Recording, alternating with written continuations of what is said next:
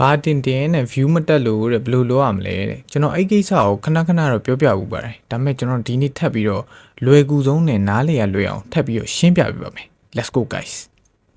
TikTok ပေါ်မှာဗီဒီယိုတင်ပြီး view 100 200နဲ့လည်နေတာဘာကြောင့်လဲတကယ်တမ်းလူအများစုဖေးနေတာဗီဒီယို editing တစ်ခုတည်းကြောင့်မဟုတ်ဘဲနဲ့တင်တဲ့ပုံစံတွေမှားနေလို့လည်းပါပါတယ်ပထမဆုံးမှဗီဒီယိုတွေကိုကိုတင်ကျင်တဲ့အချိန်တွေမှာပျောက်တောက်တင်နေတာပါ TikTok ရဲ့ algorithm လူအများဆုံးသုံးတဲ့အချိန်တွေမှာကိုယ့်ရဲ့ဗီဒီယို pushing ပို့ပြီးလုပ်ပေးတတ်ပါတယ်တင်ဖို့အကောင်းဆုံးအချိန်တွေကမနက်9နာရီကနေ9နာရီပြီးတော့နေ့လယ်12နာရီကနေ2နာရီပြီးတော့ည9နာရီကနေ9နာရီဒီအချိန်တွေမှာဖုန်းသုံးတဲ့လူတွေများနေတဲ့အတွက်ကြောင့်မလို့ကိုယ့်ရဲ့ဗီဒီယိုကပိုပြီး reach ကောင်းနိုင်တယ်ဒုတိယအမှားတရက်ထဲမှာဗီဒီယိုတွေအများကြီးတင်ပြီးတာပါတရက်ထဲမှာဗီဒီယို9ခု6ခုလောက်တင်လိုက်မယ်ဆိုရင် TikTok ရဲ့ algorithm ရှုပ်ထွေးသွားနိုင်ပါတယ်အဲဒါကြောင့် view တက်ချင်တယ်ဆိုလို့ရှိရင်တရက်ကိုဗီဒီယို2ပုတ်အများဆုံး3ပုတ်ထိပဲပုံမှန်လေးတင်သွားပေးပါဗီဒီယို quality ကောင်းမှုနဲ့ပုံမှန်လေးတင်သွားပေးဖို့ကတရက်ထဲမှာအများကြီးတင်တာထက်ပိုပြီးတော့အရေးပါပါတယ်ပြီးတော့ဗီဒီယိုအစရဲ့3စက္ကန့်အရေးကြီးပါတယ်အဲ့3စက္ကန့်အတွင်းမှာခင်ဗျားမဆွဲဆောင်နိုင်အောင်ဆိုလို့ရှိရင်လူတွေကကြော်ဝါကြမှာပါဥပမာအနေနဲ့ဘယ်လိုဆွဲဆောင်အောင်မလဲဆိုလို့ရှိရင်ဒီအချက်တွေကိုခင်ဗျားသိတဲ့နဲ့